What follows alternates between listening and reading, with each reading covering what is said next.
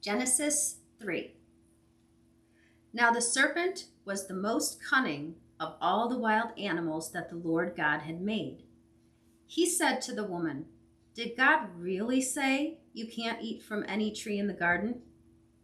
The woman said to the serpent, "We may eat the fruit from the trees in the garden, but about the fruit of the tree in the middle of the garden, God said you must not eat it or touch it, or you will die." "No, you will certainly not die," the serpent said to the woman. "In fact, God knows that when you eat it, your eyes will be opened, and you will be like God, knowing good and evil." The woman saw that the tree was good for food and delightful to look at, and that it was desirable for obtaining wisdom. So she took some of its fruit and ate it. She also gave some to her husband who was with her, and he ate it. Then the eyes of both of them were opened, and they knew that they were naked. So they sewed fig leaves together and made coverings for themselves. Then the man and his wife heard the sound of the Lord God walking in the garden at the time of the evening breeze, and they hid from the Lord God among the trees of the garden. So the Lord God called out to the man and said to him, "Where are you?" And he said, "I heard you in the garden, and I was afraid, because I was naked, so I hid." Then he asked, "Who told you that you were naked? Did you eat from the tree that I commanded you not to eat from?" The man replied, "The woman you gave to be with me, she gave me some fruit from the tree, and I ate." So the Lord God asked the woman, "What have you done?"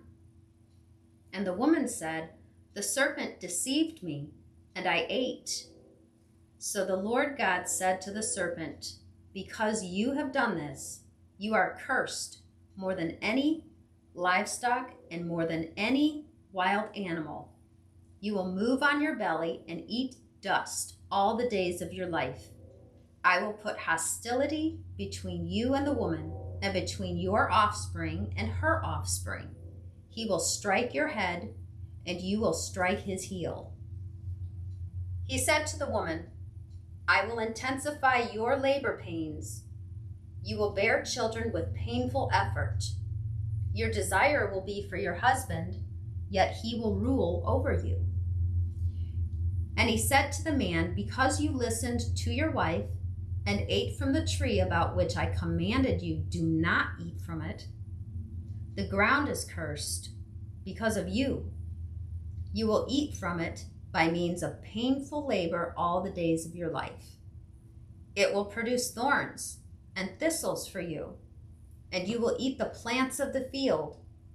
You will eat bread by the sweat of your brow until you return to the ground, since you were taken from it, for you are dust, and you will return to dust."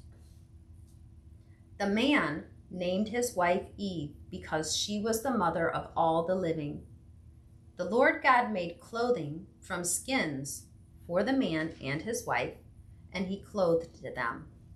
The Lord God said, "Since the man has become like one of us, knowing good and evil, he must not reach out, take from the tree of life, eat, and live forever."